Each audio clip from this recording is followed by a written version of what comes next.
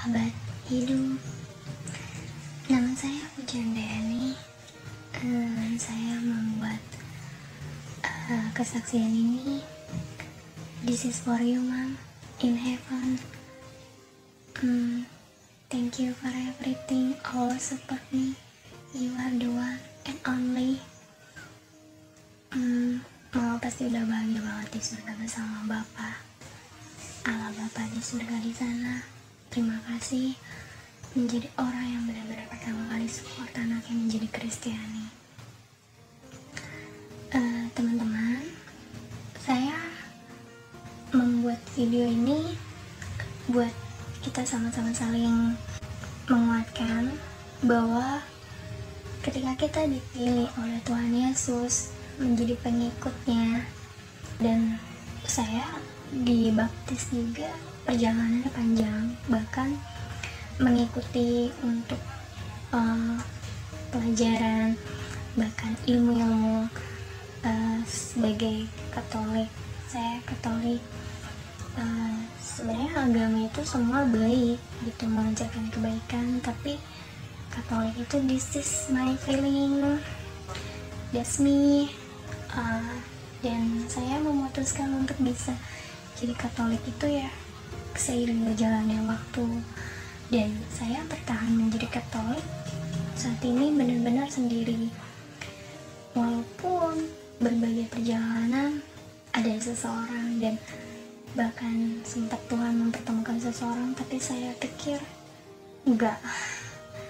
bukannya nggak normal, tapi saya masih menginginkan untuk bisa mengikut Kristus ketika Kristus memilih saya sendiri, apa itu arti salib, dan perjuangan menjadi seorang wanita yang benar-benar gak sembarangan dipilih oleh Tuhan. Saya dapat mimpi dikasih salib yang sangat besar, putih, dingin, dan rasanya itu berat banget ya. This my life gitu, inilah hidup saya saat ini. Untuk kedua kalinya lagi saya diusir dari rumah, dan hal yang saya gak terima adalah saya gak diakui, dicoret oleh keluarga itu yang benar-benar keluarga membuat saya menjadi saya untuk time to go. Seperti Injil yang tertulis di Alkitab, bahwa Injil Lukas, hal mengikut Yesus. Ketika Yesus dan murid-muridnya melanjutkan perjalanan mereka, berkatalah seorang di tengah jalan kepada Yesus, "Aku akan mengikut engkau kemana saja engkau pergi." Yesus berkata kepadanya, "Serigala mempunyai liang dan burung mempunyai sarang, tetapi anak manusia tidak mempunyai tempat untuk meletakkan kepalanya." Lalu ia berkata kepada seorang lain, "Ikutlah aku." Tetapi orang itu berkata, "Izinkanlah aku pergi dahulu menguburkan Bapakku." Tetapi Yesus berkata kepadanya, "Biarlah orang mati menguburkan orang mati, tetapi engkau pergilah dan beritakanlah kerajaan Allah di mana-mana." Dan seorang lain berkata, "Aku akan mengikut engkau Tuhan, tetapi izinkanlah aku pamitan dahulu dengan keluargaku." Tetapi Yesus berkata, "Setiap orang yang siap untuk membajak tetapi menoleh ke belakang tidak layak untuk kerajaan Allah." That's me. Ketika tahun lalu udah diusir dari rumah, kemudian Tuhan mempertemukan dengan seseorang, dan dia menolong untuk mendapatkan tempat tinggal. Lalu kemudian dapat info dari keluarga, tapi keluarga menghubungi bahwa nyokap sakit, dan sekarang saatnya Mama ada di surga bersama Allah Bapa. Saya diminta oleh keluarga untuk tetap tinggal bersama keluarga. Awalnya pikiran saya udah gak enak, saya tetap bilang saya gak bisa, saya gak mau, saya udah punya jalan sendiri gitu. Tapi keluarga memaksa untuk bisa tetap berdamai, untuk tetap terus bersama. Saya pikir Tuhan mengajarkan kasih dan pengampunan tanpa batas. Jadi ya udahlah, saya pikir udah, saya lupakan semuanya. Akhirnya saya memutuskan untuk melupakan dan saya memutuskan untuk tinggal di rumah. 40 hari kemudian terjadilah pertentangan di dalam keluarga. Hal yang sepele, terjadi pertentangan, bertengkar, dan sampai terakhir kemarin itu setahunnya nyokap udah di surga dan saya memutuskan untuk bisa pergi dari rumah. Bayangin lagi masa pandemi kayak gini gitu, gak punya uang, bahkan gak punya tabungan cukup untuk bisa pergi dari rumah. Akhirnya memutuskan untuk menghubungi teman, sempet pengen tinggal di panti asuhan aja gitu, karena saya pikir ya udahlah, hidup melayani Tuhan gitu. Saya ingin hidup benar-benar untuk Tuhan, karena Tuhan yang memilih saya untuk menjadi pengikutnya. Ya akhirnya teman-teman bantu, nggak jadi di panti asuhan. Dia bilang katanya tinggal di rumahnya, bantu nyokapnya yang lagi sakit. Saya pikir ya udahlah, itu juga termasuk melayani kan. Dan akhirnya ya udah, saya pikir juga yang penting saya di tempat kedamaian.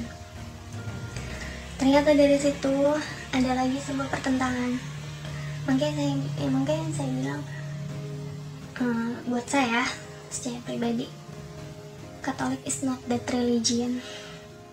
Tapi bagaimana kita bisa kita sama-sama mengimani Kristus gitu. Tapi ya udahlah, saya juga gak mau menghakimi dia. Cuman buat saya bad feeling. Saya benar-benar ngerasa, bayangin malam-malam saya dari orang tua teman gitu kan, saya dibilang malam-malam suruh ke panti asuhan. Dari situ saya mencoba menghubungi Romo yang membaptis saya, dan Romo bilang panti asuhan itu kan untuk anak-anak, kamu udah gede gitu. Saya memang udah besar, usia saya juga udah bukan remaja lagi. Saya sempat juga bekerja di instansi Katolik, tapi ya itulah yang namanya, dimana pasti ada aja orang yang gak suka dengan kita, baik yang seiman maupun enggak. Saya sudah melakukan yang terbaik menurut versi saya, tapi selalu saja dibilang salah. Ya itu hak mereka sih, saya juga gak mau ambil ribet. Saya bukan yang gak bisa bekerja, tapi saya sudah melakukan pekerjaan itu sesuai dengan Tuhan yang ajarkan. Tapi saya pikir this is my life itu, dan disitu akhirnya saya sampai saat ini kosan saya, dan saya menghubungi teman saya untuk bisa membantu saya. Puji Tuhan lah, dia mengerti apa itu perjuangan hidup. Dan kita kenal udah lama sih, dari tahun 2016 sampai sekarang. Oh ya, ini luka, bayangin ya, di saat benar-benar udah pasrah banget dengan kematian, tapi Tuhan masih berikan hidup nyawa. Ini luka benar-benar gak akan pernah terlupakan. Di saat sepenuhnya udah gak sanggup, benar-benar mengikut salib, berpasrah gitu loh dengan orang-orang yang selalu menyakiti kita, yang gak mengerti isi hati kita, perasaan kita. Okay lah, fine too. It's time to the you can make it the logic. I do gitu. Cuman kan kalau di gereja saya mengajarkan semakin beriman, semakin berbela rasa. Tapi Tuhan, mungkin ini karena emang saya selalu beribadah, saya selalu mengandalkan Tuhan. Mungkin Tuhan saat ini masih memberikan saya nyawa, nafas, bahkan untuk harus tetap kuat dan percaya bahwa suatu saat nanti kamu akan menjadi terang dunia.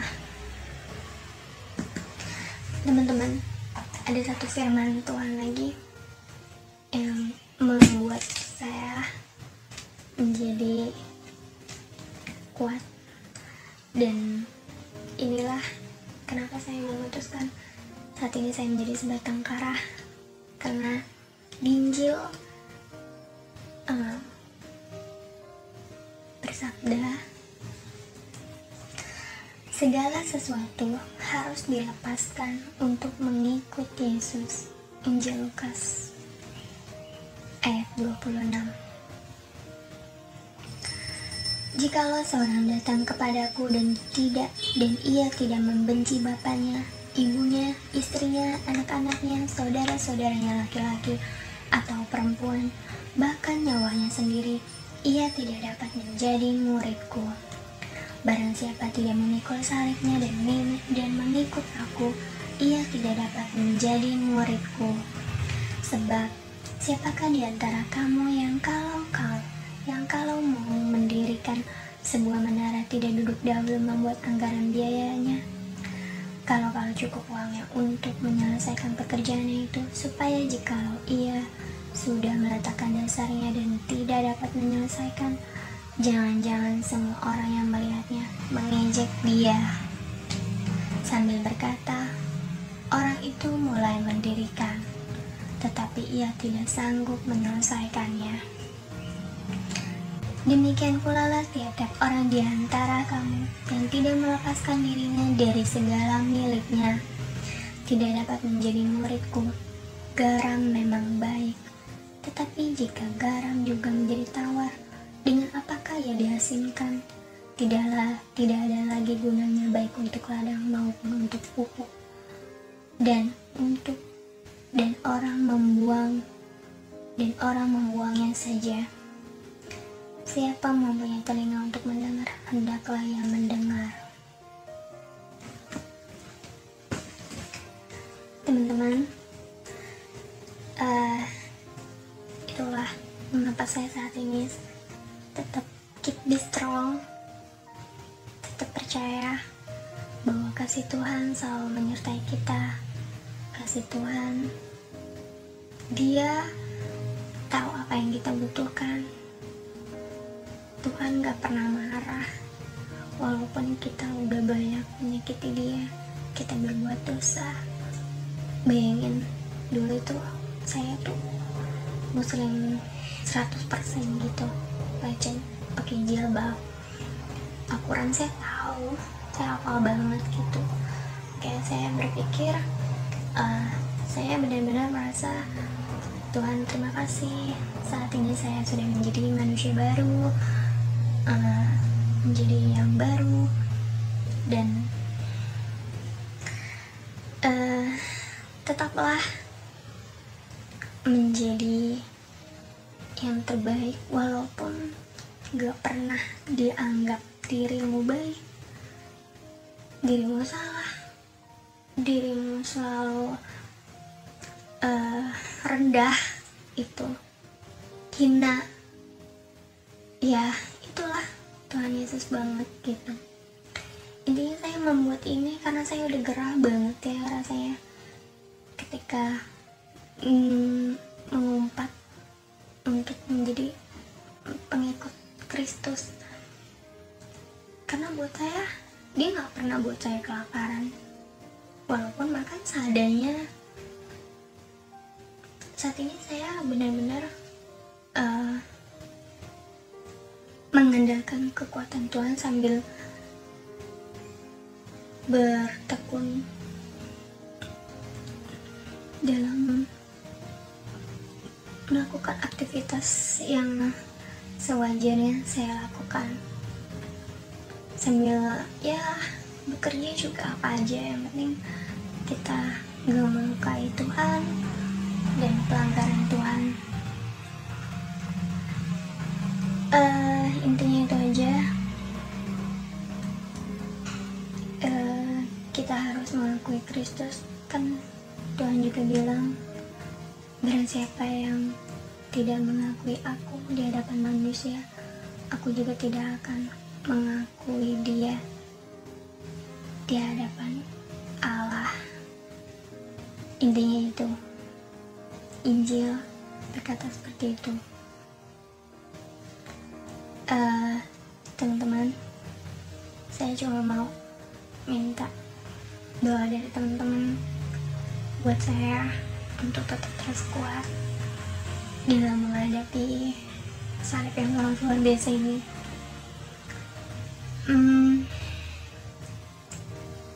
Ini bukan cerita rekayasa, tapi ini kenyataan.